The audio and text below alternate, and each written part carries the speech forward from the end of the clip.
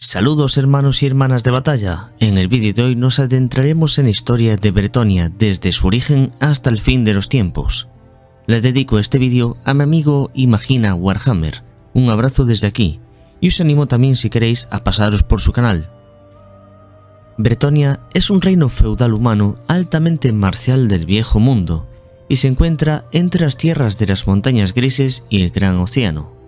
Entre los reinos de los hombres ocupa el segundo lugar en tamaño después del imperio, y es tanto el principal rival como el aliado más cercano del imperio, con una cultura y una sociedad que giran en torno a los ideales de la nobleza y la defensa del código de caballería. La religión que domina actualmente este reino feudal es la adoración de una deidad conocida por los bretonianos como la Dama del Lago. Se cree que esta misteriosa diosa de la pureza, la luz y el orden ayudó a Gilles le Breton a unificar Bretonia en un solo reino durante la invasión de los Pieles Verdes desde las montañas del sur en el año 978 después de Sigmar. Los ejércitos de Bretonia están compuestos principalmente por caballeros y nobles que cabalgan a la batalla a lomos de sus corceles. Los caballeros de Bretonia están entrenados para luchar desde la infancia, e incluso los caballeros errantes más humildes son considerados superiores a los guerreros ordinarios. Sus habilidades se mejoran aún más a través de los entrenamientos constantes, las batallas y los torneos. Sin embargo, no solo los caballeros de Bretonia son famosos, el reino también cuenta con los mejores marineros humanos del mundo mortal. Con sus grandes velas ondeando al viento, las poderosas flotas de Bretonia son una vista majestuosa en alta mar. Debido a este régimen, el poderío militar combinado de Bretonia ha superado incluso al de los ejércitos más grandes de la historia. Curiosamente, mientras que los ideales más elevados de valentía y fuerza personal se pueden encontrar entre los muchos caballeros de la tierra, hay una existencia mucho más sombría para la mayor parte de la población. Generaciones de endogamia significan que los campesinos están en su mayor parte mal alimentados, oprimidos y son de poca utilidad como soldados. Por su parte, los caballeros son muy superiores en físico y habilidades, y a menudo no se dan cuenta de las lamentables condiciones que debe soportar el campesinado. Aunque tal apatía ha oscurecido desde entonces su reputación, todavía se cree que no hay hombres mortales cuya destreza marcial puede igualar a los caballeros de Bretonia, dedicados como están, en cuerpo y alma, a la búsqueda de la excelencia en el honor de la Dama del Lago. Estos valientes guerreros forman un baluarte contra los crecientes males del caos y el imperio de los orcos, goblin, skavens y otras criaturas monstruosas que amenazan la supervivencia de la humanidad. Dicho esto, espero que tengáis ganas de conocer la historia completa de Bretonia, que estoy dispuesto a contaros a continuación. La tierra de Bretonia no existió realmente durante la época de Sigmar y los primeros días del imperio. De hecho, pasaron muchos siglos antes de que un gran y noble caballero uniera a las orgullosas y altamente independientes tribus bretonianas de la misma manera que lo hizo Sigmar con el nacimiento del imperio. La tierra que actualmente se conoce como Bretonia fue colonizada en una época remota por los elfos de Ulthuan. Los elfos construyeron puertos, altas torres, palacios y pináculos para sus colonias en el viejo mundo. Durante algún tiempo prosperaron, sus ciudades crecieron y sus habitantes se enriquecieron gracias al comercio con los enanos y con las tribus primitivas de humanos. Sin embargo, cuando los elfos y los enanos se enfrentaron a la Guerra de la Barba, esas tierras resultaron devastadas por los combates entre sus ejércitos. Después de muchos años de guerra, los elfos zarparon hacia el oeste y abandonaron el viejo mundo mientras que otros se adentraron en el bosque de Azen-Loren dejando atrás sus asentamientos, que ahora estaban en ruinas. Los enanos a su vez también se retiraron cuando sus reinos montañosos empezaron a desmoronarse a causa de terremotos y erupciones volcánicas. De esta manera, toda la región quedó deshabitada y olvidada. Fue en ese momento, alrededor de unos 1500 años antes de Sigmar, cuando aparecieron los primeros colonos humanos nómadas desde Bretonia. Estas tribus se enfrentaron a siglos de guerras constantes contra los Pieles Verdes que asolaban esta región, pero sobrevivieron y consiguieron asentarse. Cuando Sigmar Heldenhammer se dispuso a unificar las tribus del imperio, invitó a los bretonianos a que se unieran a su alianza. Sin embargo, los líderes de las 20 tribus se negaron, pues no tenían intención de inclinarse ante un extranjero. Por ese motivo, Mientras Sigmar unificaba las tribus que vivían al este de las montañas grises para formar el imperio, los bretonianos permanecieron divididos bajo el gobierno de varias tribus feudales que eran independientes, situación que duró casi otros 1000 años más. Durante este periodo de la historia, los bretonianos se enfrentaron a una gran cantidad de enemigos. Se dice que era imposible viajar de un territorio de un duque al otro sin atravesar las tierras controladas por alguna tribu de orcos. El número de tribus bretonianas fue disminuyendo con el tiempo, ya que las más fuertes conquistaban las tierras de las débiles, y las tribus aisladas caían presa de los orcos, legiones del caos y muertos vivientes. En el año 930 después de Sigmar, una enorme horda de orcos, liderada por el señor de la guerra, Grapat, salió de las montañas del macizo Orcal e invadió las tierras de Cuileux. Enfrentados a una destrucción inminente, los últimos caballeros restantes de Cuileux cabalgaron en una última y desesperada batalla, y lucharon contra los Pieles Verdes en las llanuras abiertas hasta que cayó el último hombre.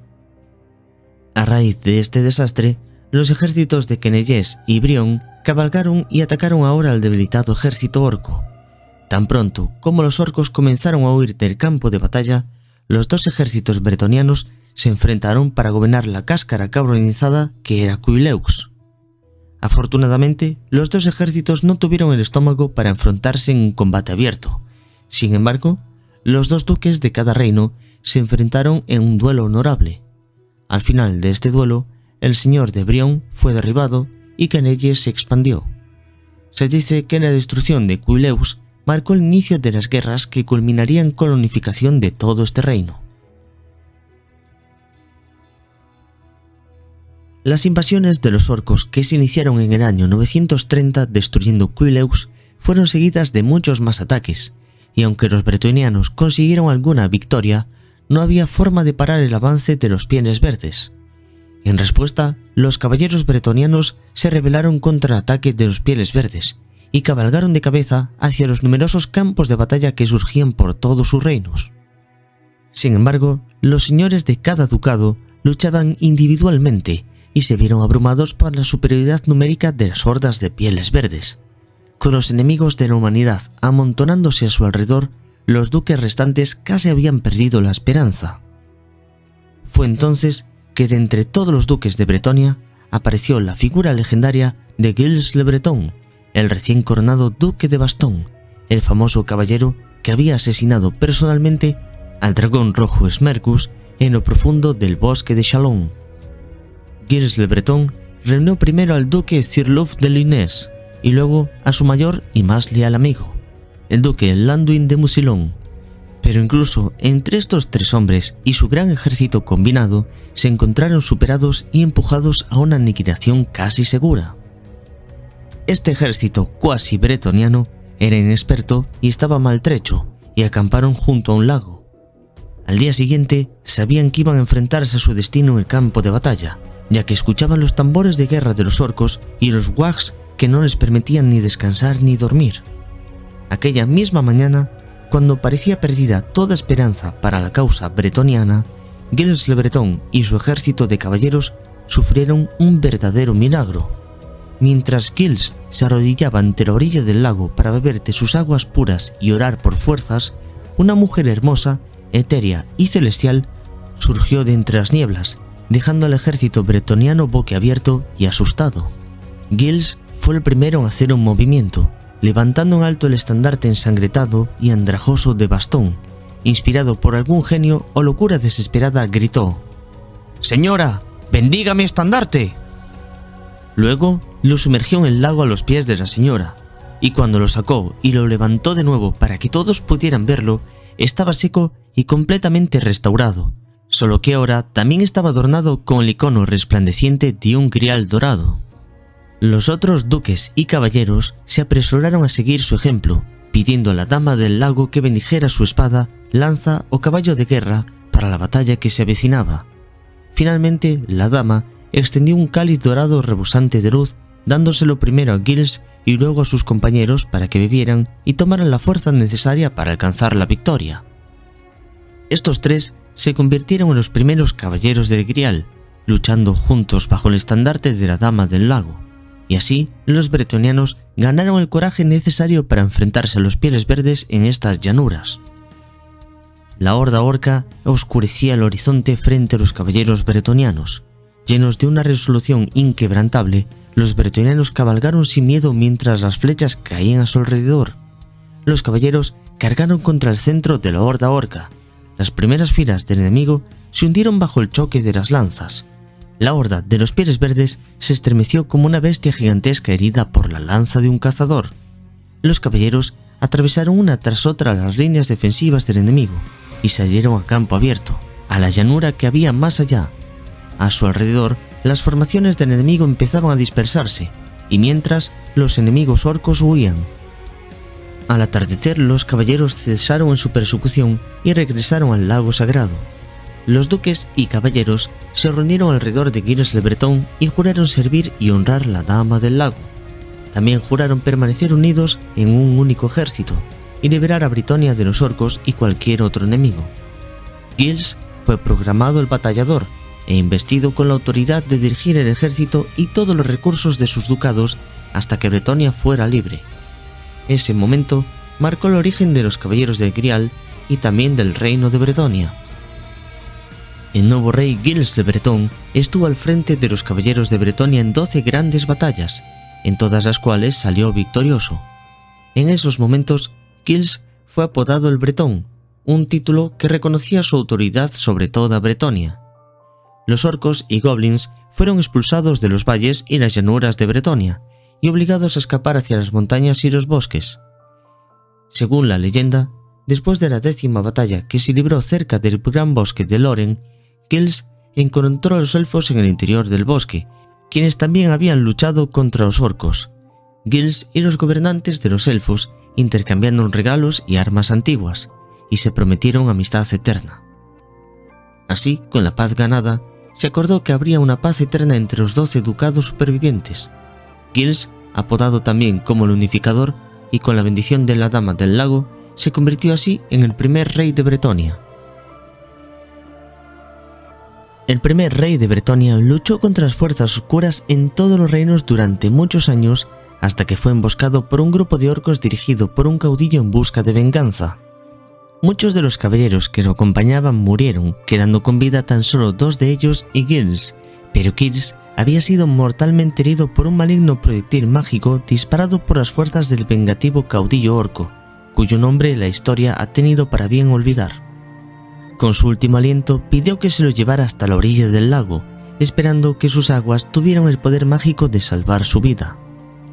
La sierva del lago respondió a su petición, sin embargo, les advirtió a todos que si le concedía este favor, el rey nunca podría regresar con ellos, sino que debería permanecer para toda la eternidad como guardián de ese lugar sagrado, sirviendo a la Dama del Lago como ella misma lo hacía. Los caballeros no querían partir sin Giles, pero sabían que tenían que hacerlo. Giles se despidió de sus caballeros y aceptó su destino. Con gran pesar en sus corazones, los caballeros observaron cómo el bote que transportaba a Giles y la hechicera se internaban en la niebla del lago y desaparecían. Tras la trágica muerte de Giles en el año 995, según el calendario imperial, la tristeza y el pesar se extendieron por doquier, y toda Bretonia lloró por su amarga pérdida. El único hijo de Giles, Luis, quien se rumoreaba que era hijo de la propia Dama del Lago, heredó el título de duque de Bastón, el antiguo ducado de su padre. Sin embargo, los caballeros reunidos debatieron largamente el hecho de si también debía ser nombrado como señor de toda Bretonia, como antes lo había sido su padre. Al final, la mayoría de los duques se pusieron de acuerdo en que Luis debía ocupar el trono, pero aquello suponía otro problema. Él no había bebido del grial de la Dama del Lago, tal y como lo habían hecho todos los demás duques, y según la ley, ningún caballero, fuera cual fuera su cuna, podría ser señor de Bretonia sin haber obtenido primero la bendición de la diosa. Estuvieron de acuerdo en hacerlo si Luis podía demostrar que era digno de poseer tal honor y autoridad. Por tanto, Luis abandonó la corte y juró partir inmediatamente en busca de la dama y demostrar su valía ante ella y beber del grial, siendo así el primer caballero de Bretonia en iniciar deliberadamente esta búsqueda, creando así la tradición del caballero andante. Durante este tiempo, los caballeros del Grial entre los que se contaban los duques de Bretonia, prosiguieron con su persecución de los orcos y goblin, honrando sus votos y olvidando sus ambiciones personales. Es un hecho probado que cualquiera que hubiera bebido del Grial es incapaz de cometer actos impuros y nunca intentaría usurpar el poder o atacar a sus vecinos para conquistar nuevos territorios. Cuando Luis regresó, a nadie le cupo ninguna duda de que había encontrado a la Dama del Lago y que estaba bendecido al haber bebido del Grial, por lo que sus súbditos se arrodillaron ante él. Pocos días después, él y los duques y los caballeros cabalgaron hasta el lago donde vivía la hada hechicera para pedirle que bendijera la coronación del rey, y ésta accedió a su petición. El hada hechicera coronó a Luis con la corona dorada de Bretonia, y todos los duques y caballeros reunidos le proclamaron como rey de Bretonia. Una de las primeras actividades de Luis como rey de Bretonia fue convertir las ancestrales tradiciones de la caballería y los códigos de honor que habían seguido su padre y los compañeros del Grial en un auténtico código de caballería. En aquellos tiempos, los caballeros de toda Bretonia aceptaron sus votos en la devoción de la Dama del Lago, que se convirtió en elemento fundamental de este código. Una oleada de fe se extendió a lo largo y ancho del reino, favorecida claro está por el nuevo rey y la Dama del Lago, que se convirtió en la deidad principal de la nobleza.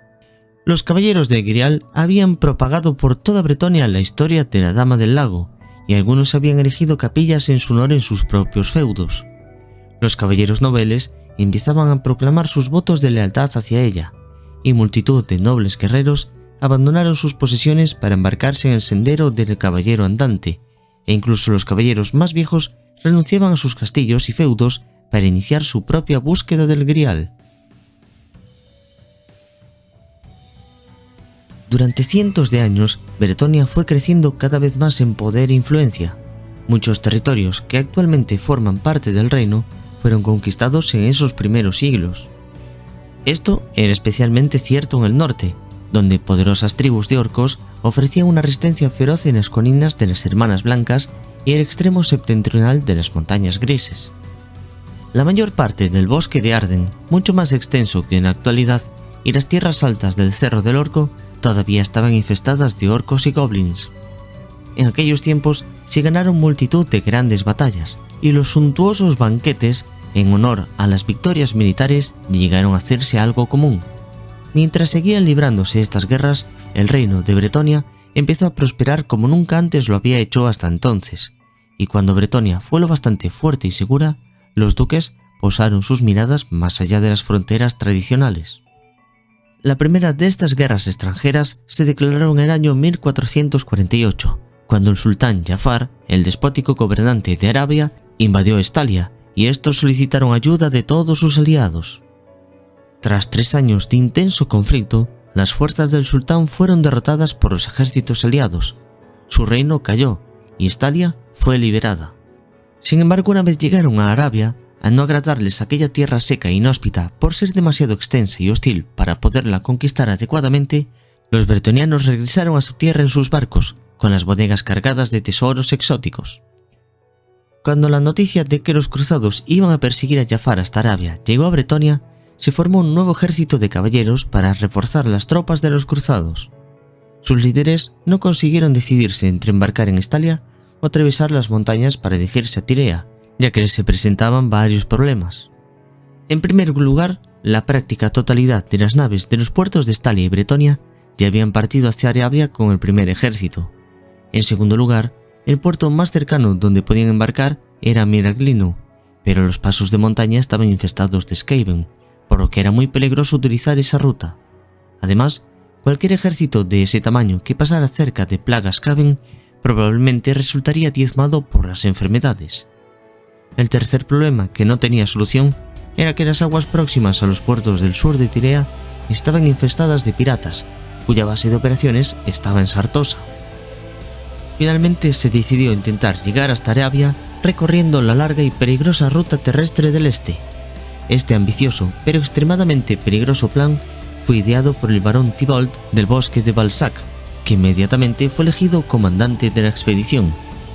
De esta forma, el ejército de la Segunda Cruzada empezó su marcha hacia el este atravesando el sur del imperio, donde se unieron más tropas mientras avanzaban siguiendo las viejas carreteras enanas para cruzar las montañas negras. Después de atravesarlas, penetraron en una nueva tierra donde encontraron tribus de orcos y goblins. Cada día el ejército debía enfrentarse a partidas de guerra de orcos y goblins mientras proseguían su avance hacia el este. La férrea oposición de los Pieles Verdes hizo que la marcha fuera muy lenta. El ejército necesitó casi un año entero para llegar hasta Barak-Bar, y una vez allí, los comerciantes enanos informaron a Tibal que mientras se abrían camino hacia el este, los cruzados de Arabia habían derrotado a Jafar en la decisiva batalla de Al-Haik. Cuando el resto del ejército se enteró de estas noticias, fueron conscientes de que ya no podrían conseguir grandes honores y riquezas en Arabia. Dicha fuerza optó por conseguir grandes honores y riqueza creando sus propios reinos en la tierra donde se encontraban, lugar que sería conocido en la actualidad como los reinos fronterizos. Después de todas las penalidades por las que se habían pasado, eso era exactamente lo que los caballeros querían escuchar, por lo que pusieron manos a la obra con gran entusiasmo. En pos de la gloria y el honor, persiguieron a los ejércitos de los Pieles Verdes que infestaban aquellas tierras y cosecharon grandes victorias, y los señores de la guerra de las tribus de orcos y goblin pronto tuvieron que retirarse más allá del río de la sangre, luchando entre ellos mientras escapaban. Los robustos enanos que habitaban en las montañas alrededor de aquellas tierras se alegraron mucho, pues los bretonianos habían infligido un duro golpe a los orcos y ofrecieron muchas alabanzas y honores a los caballeros. En aquellos días era extraño que los enanos, que no salían nunca de sus fortalezas montañosas, tuvieran cualquier tipo de contacto con el mundo exterior, y sin embargo, aquella victoria forjó un lazo de unión entre ambos pueblos que aún a día de hoy perdura. A pesar de realizar tan grandiosas cruzadas fuera de Bretonia, no se dejó a los ducados sin defensas, ya que seguía habiendo ciertos peligros a los que hacer frente en las fronteras interiores. Uno de tales peligros coincidió con la plaga mortal de viruela roja que arrasó los ducados del sur, diezmando a los campesinos de los pestilentes arrabales y de los pueblos más retrasados. Como si aquello hubiera sido una señal preestablecida, unas criaturas malignas, parecidas a alimañas mutantes que caminaban sobre dos patas y que blandían armas oxidadas entre sus garrudas manos, salieron de sus guaridas secretas para atacar aldeas y pueblos. En el año 813 después del Sigmar, se produjo un terrible brote de viruela roja que causó estragos en Bretonia, y los Skaven, unas asquerosas criaturas parecidas a ratas, surgieron a miles para matar y saquear, poniendo en sitio las ciudades de Brión y Quenelles. Merovech vio que había llegado el momento de alcanzar la gloria y partió para enfrentarse a los invasores. Misteriosamente, el duque Merovech de Musilón y sus caballeros de armaduras negras no resultaron afectados por la plaga, y cabalgaron para deshacer estos asedios y expulsar a los Skaven de regreso a sus madrigueras. Se obtuvo una gran victoria, y las ratas huyeron ante el poderío militar de Merovech y sus caballeros de mayor confianza. En el punto álgido de la batalla, Merovech quedó recubierto de sangre, regocijándose por la matanza, e incluso después de que su adversario yaciera inmóvil, siguió acuchillándolo con la espada recubierta de vísceras. Los virtuosos y honorables caballeros de Pavarrón se lo quedaron mirando con horror. Merovech invitó a los duques a su castillo para celebrar un gran banquete por la victoria. Mucha gente lo consideraba un salvador por haber librado Brión y Quenelles. Sin embargo, el banquete horrorizó a los caballeros duques, pues la cena la sirvieron unos sirvientes medio descompuestos, y los duques quedaron repulsivamente asombrados al ver a los cadáveres de criminales empalados, ensartados y quemados que se exhibían por todo el salón. Merovech no lograba comprender por qué sus invitados se sentían tan incómodos, y después de haber bebido ya varias copas de vino de Bordeaux, declaró que estaban faltándole a su hospitalidad y lo estaban deshonrando. El rey criticó la crueldad del duque, y este, en cambio, repudió al monarca y habló en contra de él y de su corte. Preso de la cólera, Merovech acusó al rey de envidia y de una confabulación contra Musilón y lo desafió a un duelo. El valiente rey de Bretonia aceptó formalmente el desafío de Merovech, aunque los demás duques le suplicaron que se le permitiera castigar el vergonzoso comportamiento de aquel caballero por su parte. Sin embargo, el rey se negó y decidió hacer el duelo. En el combate que se produjo, Merovech, el duque de Musilón, luchó como si fuera un demonio y desgarró la garganta del rey con sus propias manos desnudas. Después, Merovech alzó su copa, la llenó con la sangre del rey y se la bebió. Horrorizados, los demás duques abandonaron rápidamente Musilón para reunir sus ejércitos y vengar al rey caído. En los meses siguientes, Merovech fue denunciado públicamente por la hada hechicera, y el recién coronado rey leonés acabó encabezando una invasión a gran escala contra Musilón. Muchos de los caballeros de Musilón tomaron las armas contra su señor feudal, porque no tenían ninguna intención de verse relacionados con el corrupto duque, y juraron lealtad a Leonés. Por supuesto, Merovech acabó siendo finalmente derrotado al enfrentarse contra toda Bretonia, y en consecuencia, la mayor parte de las tierras de Musilón fueron anexionadas por Leonés. Siglos más tarde, tras el incidente del duque Merovech, Musilón se denigraría todavía más durante el incidente del falso Grial, una época terrible durante la cual el duque Maldred de Musilón perpetró el horror de todos los crímenes, renegando de sus votos y su honor de caballero, e intentó usurpar el trono de Bretonia en lo que se había denominado como el caso del Grial falso en el año 2297 según el calendario imperial. Muchos consideran que el auténtico declive de Musilón se inició con la maldad de Maldred y que la Dama del Lago retiró su protección de esa región de Bretonia a causa de las deshonras del duque. Maldred era un caballero muy valeroso y un astuto comandante, bien preparado para defender al pequeño pero rico ducado de Musilón. En esa época, el rey de Bretonia, Jules el Magnánimo, había muerto en un combate singular contra un caballero del caos que había desafiado en las playas del norte de Bretonia, y de esa forma, el reino quedó en un peligroso estado de inestabilidad, pero Jules no tenía ningún heredero varón, y su único descendiente era una hija, la bella Isolda. Según una antigua tradición de Bretonia, la corona correspondería al caballero que cumpliera la misión que decidiera Isolda. Una misión que tenía que ser realmente peligrosa, e Isolda declaró que solo ocuparía el trono el caballero que consiguiera matar a la temida bestia del reino. Este monstruo, seguramente el último de su especie, había sido visto no hacía demasiado tiempo en una región remota de Bretonia. Pasaron muchos años sin que regresaran ninguno de los caballeros enviados. Mientras tanto, las partidas de guerra de los orcos estaban concentrándose en las montañas grises y cada vez lanzaban incursiones más audaces contra Bretonia. El reino necesitaba desesperadamente un gobernante con una gran fuerza de voluntad que organizara las defensas del reino. El duque Maldred decidió aprovechar esta oportunidad para coronarse como rey de Bretonia y junto a su esposa, la hechicera Malfleur, tramó un plan vil y traicionero. Malfleur envió a los más desalmados de sus secuaces a saquear algunos túmulos funerarios situados en las proximidades de su ciudad. De entre los artefactos desenterrados, Malfleur eligió un impresionante cáliz. Mientras tanto, Maldred partió en busca del Grial, regresando después de un increíblemente breve periodo de tiempo. El rumor de que había encontrado un cáliz milagroso se propagó por toda Bretonia. Pronto, la gente, que era muy crédula e ignorante, empezó a decir que era el verdadero Grial, y que había sido entregado a Maldred por la propia Dama del Lago.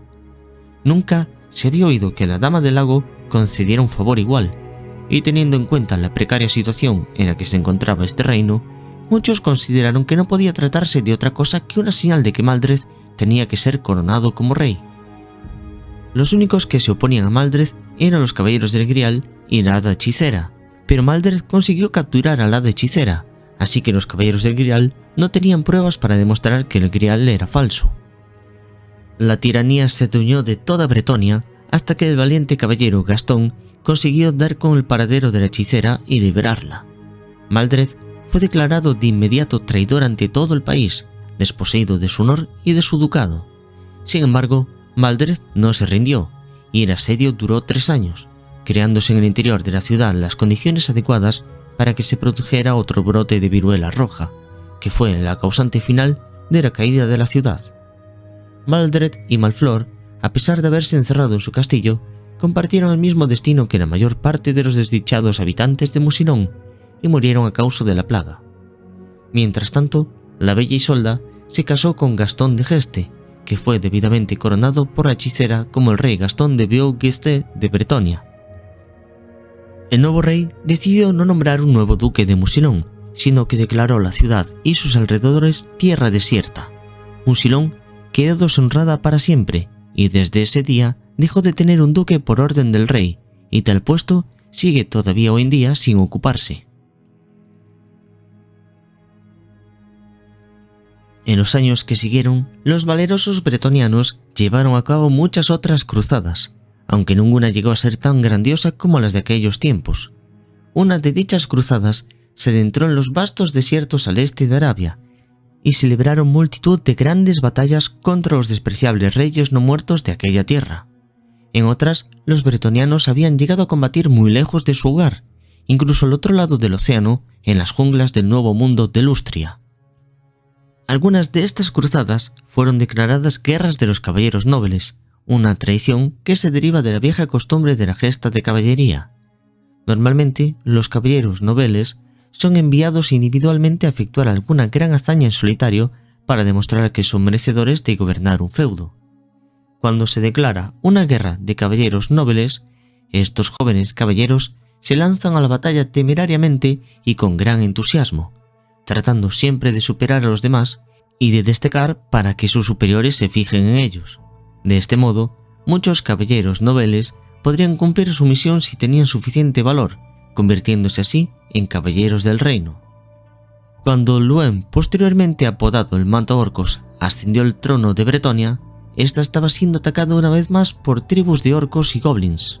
La solución de Olowan fue proclamar en el año 221, según el calendario imperial, una guerra de caballeros nobles para liberar Bretonia de aquella maldición, expulsando a todos los pieles verdes de Bretonia. Aunque semejante objetivo siempre ha sido casi imposible, el rey Luen Mataorcos reunió un gran ejército con el que aplastó por completo a las crecientes huestes de orcos y goblins que se habían estado preparando durante años frente a las fronteras de Bretonia.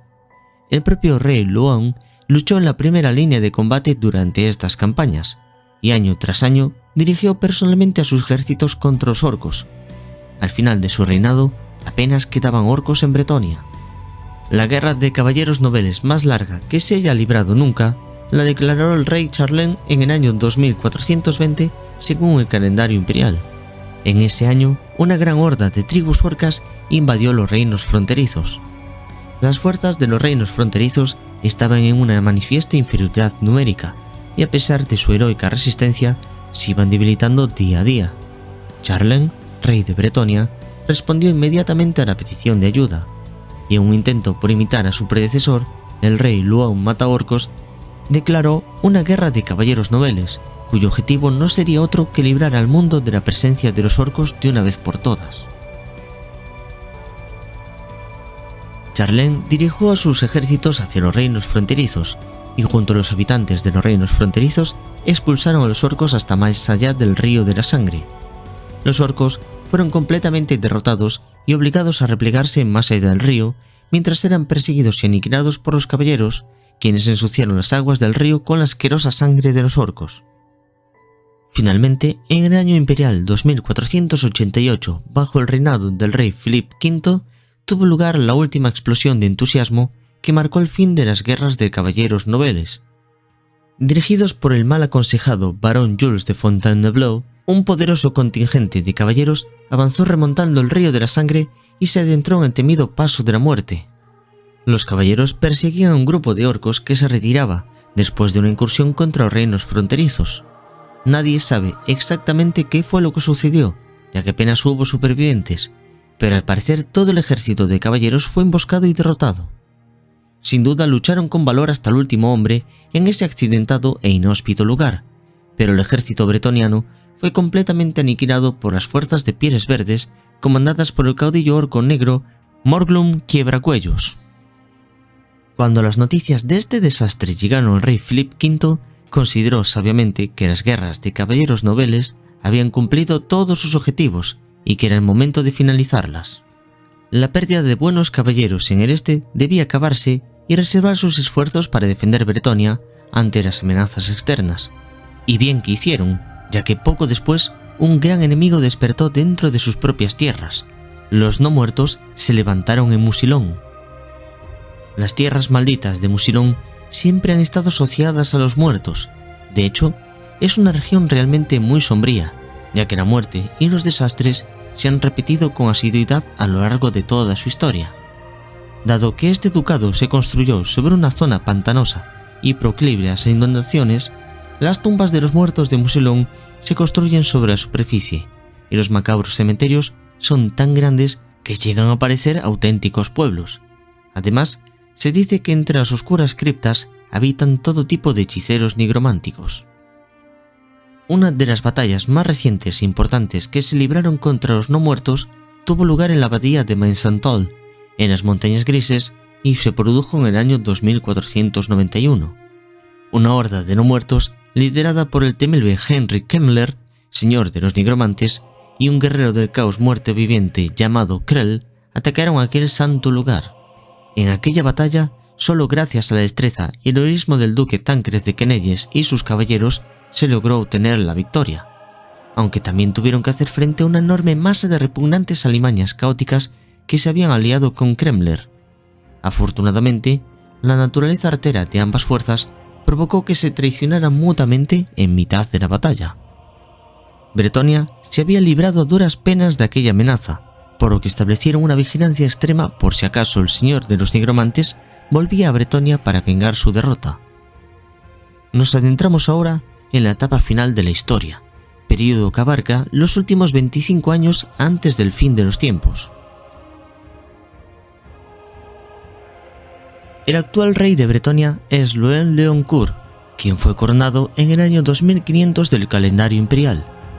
Se dice que la sangre de Gilles le Breton corre por sus venas y sus caballeros dan gracias a la dama por estar al servicio de este señor, pues su nobleza y vigor se remontan a los tiempos de la Compañía de Grial, la época de máximo apogeo del heroísmo bretoniano. La política de este rey es favorecer aún más que sus antepasados las antiguas justas y los torneos en todos los rincones del reino, para que así los caballeros practiquen sus habilidades y estén preparados para la guerra. En realidad, él mismo suele participar en los torneos, y ha demostrado una y otra vez que es uno de los caballeros más diestros, feroces y honorables de toda la nación. El nuevo rey es perfectamente consciente de que Bretonia está rodeada por enemigos y están preparados para atacar en cualquier momento. Al este, las hordas de no muertos del señor de los nigromantes acechan en las Montañas Grises. Al sur, los rumores apuntan a que los Skaven están infiltrándose en Brionne y Bordeaux. Las ruinas de Muselón, infestadas e impuras, todavía han de ser reconquistadas. El rey espera que estalle la guerra en cualquier momento. Nada más empezar su reinado, Loen se vio obligado a defender a su amado reino de un vasto ejército de muertos vivientes. Muy pronto, las hordas de no muertos del duque Merovech de Musilón se abrieron camino hasta las mismas puertas de Curuán. La llanura ante Curuán estaba repleta de muertos vivientes. Sus interminables filas se extendían hasta donde alcanzaba la vista. Las fosas comunes de los osarios de Musilón habían sido vaciadas y los no muertos marchaban bajo el estandarte de Merovech. 10.000 hombres de armas con los colores del rey estaban enzarzados en una batalla desesperada ante las puertas de Curuán, y los dos ejércitos se encerraron en un conflicto brutal durante casi 6 horas, tiempo durante el cual los bretonianos estaban a punto de quebrarse. En el centro de la lucha, el duque Merovech de Musilón y su cuadro de caballeros de élite vampíricos abrieron una franja a través de las líneas bretonianas, masacrando a todos los que se cruzaban en su camino. Con valentía, el rey aterrizó sobre estos caballeros vampíricos montados sobre su feroz hipogrifo y detuvo el empuje enemigo. Uno de los caballeros pálidos como la muerte fue empalado por su lanza reluciente y 2 más murieron en un abrir y cerrar de ojos, destrozados salvajemente por su bestia. Sin embargo, el rey de Bretonia había arriesgado demasiado y habría muerto en combate rodeado de enemigos si no fuera porque los caballeros del Grial acudieron a su rescate de forma desesperada. El resultado de la batalla se balanceó en el filo de un cuchillo cuando Calar de Garamond desafió a Merovech a un duelo mortal, en el que Calar consiguió darle muerte al malvado vampiro. El cuerpo del vampiro se convirtió en polvo mientras todo su ejército de muertos se desplomaban. La magia oscura que los unía y los animaba se disipó tras su muerte. El día estaba ganado. Merovech, el duque de Musilón, ya no existía. En el año 2502, Loen recibió una visión profética de la Dama del Lago. vio el viejo mundo en ruinas, con los poderes ruinosos reinando de forma suprema, un adelanto de lo que vendría en el fin de los tiempos. Comprendió que Bretonia necesitaría aliarse con Karl Franz, quien tenía la posibilidad de convertirse en el nuevo emperador. El Caballero Verde fue enviado para solicitar una alianza a Karl Franz, y la casualidad del destino hizo que el Caballero Verde salvara al joven conde lector de la daga de un asesino. Debiendo su vida al místico caballero, el joven príncipe de Aldorf viajó al paso del Mordisco del Hacha, para allí celebrar un encuentro con el rey de Bretonia. Durante su reunión, los orcos de la tribu Quiebracuellos, que habían invadido el paso del Mordisco del Hacha, atacaron al grupo de humanos. Esta fue la primera vez que Luan y Franz lucharon juntos espalda contra espalda, y entre ellos se estableció un vínculo que solo puede ser forjado en batalla, lo mismo que le pasaba a Gotrek y Félix. Karl Franz, quien había evitado por decisión propia inmiscuirse en la política del fragmentado imperio, se dio entonces cuenta de lo muy necesario que era en el imperio un líder como Luan, y decidió que ese líder sería él. Karl Franz volvería a su capital, a Aldorf, e iba a ganar las elecciones y convertirse en emperador, no para él ni para Luan, sino para todo el viejo mundo. La creciente amenaza del norte con la que Luan había soñado estaba a punto de llegar. Las noticias de Archaon, el elegido del caos, marchaban hacia el sur, y no eran rumores o habladurías de las viejas. El viejo mundo había sido invadido, y se acercaba el fin de los tiempos. Algunos de los duques y caballeros de Bretonia argumentaron durante años que los peligros del imperio no eran de su incumbencia, y que debían asegurar sus propias fronteras y defensas en caso de que el imperio cayera ante el poder de Archaon. Como rey guerrero, pero también muy sabio, que era Leoncourt, este reprendió a estos consejeros y les hizo entender que si el imperio sucumbía ante las hordas del norte, Bretonia no podía esperar resistir la marea que se desataría contra su pueblo. Edad Hechicera también guió su decisión, diciendo a la corte que era la voluntad de la dama que Bretonia tomara las armas y ayudara a sus semejantes. Caballeros de todos los ducados de Bretonia se reunieron para la marcha, ansiosos por demostrar su valía contra los sirvientes de los dioses del caos. El rey Luan cabalgó hacia el norte a la cabeza de sus caballeros, demostrando al mundo que la fuerza de Bretonia no había disminuido bajo su reinado. A pesar de sus temores, el ejército de Luan llegó justo a tiempo para ayudar al imperio en su hora más oscura. En la ciudad del imperio de Middenheim, en el calor del sol del mediodía, las tropas del imperio escucharon el toque de una veintena de cuernos. El bosque, alrededor de Middenheim, cobró vida con cubiertas de colores brillantes y banderines gloriosos. El sol brillaba en miles de puntas de lanzas mientras los caballeros de Bretonia formaban sus líneas de batalla. Los hábiles caballeros cayeron sobre la retaguardia de las tropas del caos con alboroto, encabezados por una figura brillante sobre un majestuoso hipogrifo, el propio rey Luan Leoncourt. En el tumulto que siguió tras esta batalla, el rey bretoniano y sus caballeros lucharon ferozmente contra la hueste demoníaca.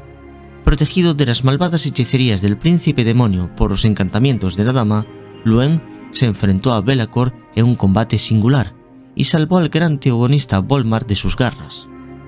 A pesar de los esfuerzos de los guerreros del caos más valientes y temerarios y de las exhortaciones de Archaon, los muros de Middenheim resistieron y el ejército del caos se dispersó por las tierras del imperio. Con su honor cumplido, el rey Luan y la mayoría de sus caballeros nobles regresaron a Bretonia, donde esperaría el momento de volver a cumplir con su deber para el imperio. Estaba claro que el imperio estaba acosado por las fuerzas del mal que buscaban la corona Némesis, y que Bretonia debía volver a levantarse para defender a sus hermanos, y se declaró la última guerra de caballeros nobles, con el objetivo de purgar el imperio de todas las amenazas que la invadían. Cuando las gentes de Bretonia, nobles y plebeyos, recordaban los horrores de años recientes, concluyeron que el reino estaba ciertamente condenado. Primero, había venido el año de la aflicción, cuando los demonios habían devastado las 4 esquinas del reino. Luego, aprovechando la devastación sufrida, Malobod, el hijo bastardo del rey, se alzó en rebelión contra su padre, el rey Leon Leoncourt, en el año 2521. Caballeros caídos en desgracia de todo el reino se congregaron en torno al estandarte de la serpiente, y tras la batalla de Chalons y la calamitosa desaparición de la hada hechicera, los duques de Carcassonne, Lyonés y Artois se decantaron por Malobod. La rebelión se convirtió en una guerra civil abierta. Al principio, las fuerzas del rey llevaban las de ganar. Los seguidores de Malobod luchaban con la desesperación de los traidores, pero la bendición de la dama permanecía junto a aquellos que cabalgaban al lado del rey León. Uno tras otro, Leoncourt derrotó a los traicioneros duques y metió en cintura sus revoltosas provincias. Tras un año de campaña, parecía que se acercaba la hora final de la serpiente. Fue entonces cuando se fue revelada la auténtica dimensión de la maldad de Malobod.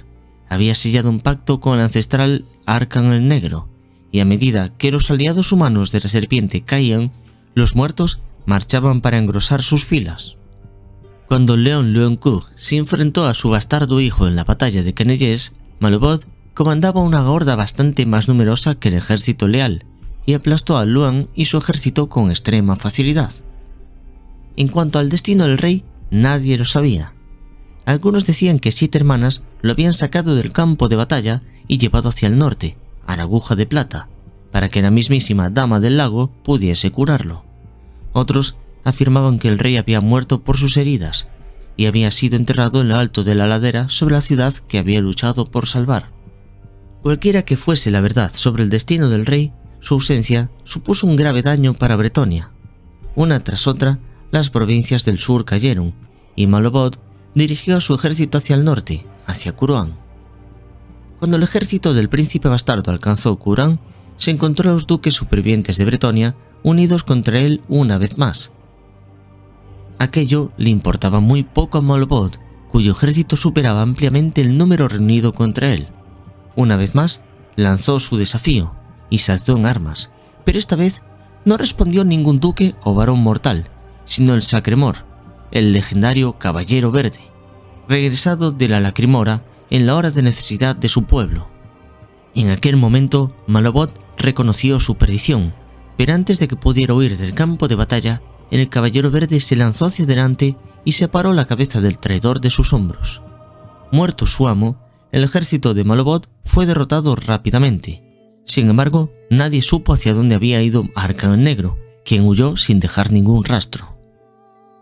Una vez conseguida la victoria, los pensamientos de los duques se extraviaron hacia la sucesión. Llegados a ese punto, los duques asumían que Leoncourt estaba muerto y sin ningún heredero manifiestamente vivo, así que cada uno trató de conseguir el trono para sí mismo, aunque no por codicia, sino para deber con Bretonia. De hecho, esto habría sucedido así de no haberse revelado el Caballero Verde como el magnífico Gilles le Breton, fundador del reino, a quien la Dama del Lago había concedido una nueva vida para que pudiese liderar a los suyos una vez más. Asombrados, los duques cedieron inmediatamente el trono y coronaron a Gilles le Breton. La profecía del retorno de Gilles presagiaba que lideraría a los suyos en su hora más oscura. En su éxtasis, los bretonianos creían que aquellas palabras se referían a la ya finalizada guerra civil. Pronto descubrirían lo equivocados que estaban. Unos pocos días después de la coronación de Gilles le Breton como monarca, estalló una nueva plaga en las provincias del sur, asolando lo que quedaba de Canelles y Carcassonne. Vinieron entonces los meteoritos de piedra bruja, resplandeciendo en los cielos para traer la muerte y la mutación a la tierra devastada. Con cada día que pasaba, aumentaba el poder del caos, y la difícil situación de Bretonia se volvía aún más desesperada. Ante dicha situación, los caballeros de Bretonia no permanecieron ociosos. Muchos abrazaron aquellos días oscuros como una nueva oportunidad para probar su valor y realizar hazañas dignas de canciones y leyendas. Sin embargo, el fin de los tiempos había llegado, y nada de lo que hicieran podía cambiar el destino de Bretonia. Desde su trono en Curuán, Gilles advirtió los males de la tierra y los identificó como un presagio de tiempos aún más peligrosos que estaban por venir. Convocando a sus heraldos, el Sacremor declaró una nueva guerra de caballeros nobles, cuya magnitud iba a superar todas las anteriores. Decretó que los hijos de Bretonia eran los más valientes del mundo y no esperarían mansamente a que su reino se derrumbara alrededor. La tierra sería limpiada, las criaturas del caos masacradas y arrojadas al océano. Bretonia resistiría de nuevo, por el honor, por el rey y por la dama del lago. Loen Loencourt fue uno de los campeones más destacados de la dama durante los últimos días del mundo. El rey Gilles le Breton le dio permiso para defender Bretonia a pesar del cansancio de la larga y agotadora guerra. Y esas noticias fueron muy bien recibidas por todo el reino. Caballeros de toda Bretonia salieron a caballo para responder a la convocatoria de Loen Loencourt. Puede que Loen ya no fuera el rey, pero aún así respondieron al león de Bretonia cuando éste los llamó. Loen centró cada fragmento de su esfuerzo en dirigir los ejércitos de caballeros de Bretonia contra sus enemigos, y los llevó en una cruzada para derrotar al caos de una vez por todas. El último acto de heroísmo de Loen fue en la gran ciudad de Aldorf. Aquí, el caballero del Grial se lanzó a la refriega, primero matando a un monstruo ogro de la plaga de Nurgle y luego a un titánico Saigor, hundiendo la espada de Curán profundamente en su ojo siniestro. Fuera de los muros de Aldorf, iba a romper el poder del caos con un feroz golpe, pasando a través de las hordas del caos para romper su cohesión y derribando a sus mortales campeones en nombre de las señoras del lago. Durante la batalla en el templo de Shalia, Loen dirigió a los bretonianos en la carga más salvaje que ha visto el viejo mundo, y así, dentro del patio del templo, Loen luchó contra Kugath, el padre de la plaga, el más famoso de los demonios de Nurgle, fortalecido aún más por la lluvia de mucosidad antinatural que rodeaba la ciudad sitiada.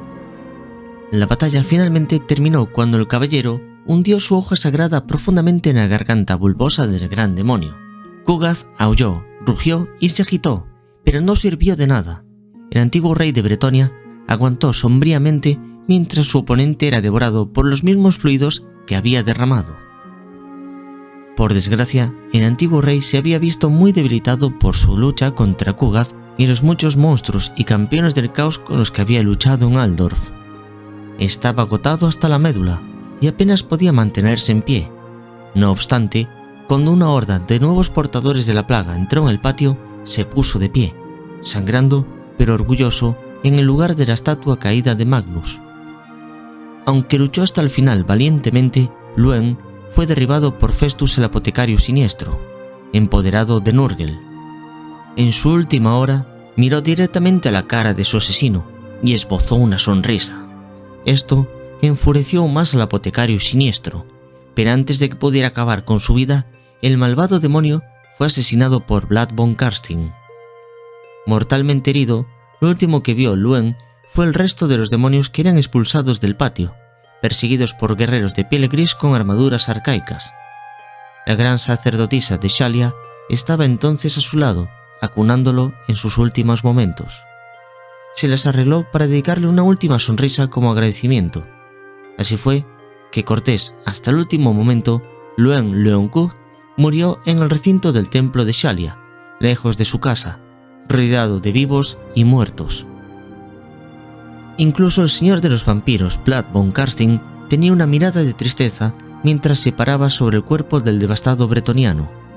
Loen fue encontrado horas después de que la batalla finalmente hubiera terminado, y sus restos fueron recogidos por los afligidos caballeros, que lo llevaron como un héroe en silencio y con reverencia. Así, tal y como se prometido, acaba la historia de Bretonia. El mundo sucumbió ante el poder de Archaon, y la profecía del fin de los tiempos se cumplió.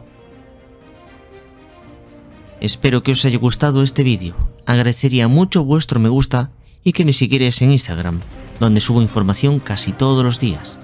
Nos vemos pronto en un nuevo vídeo de Warhammer.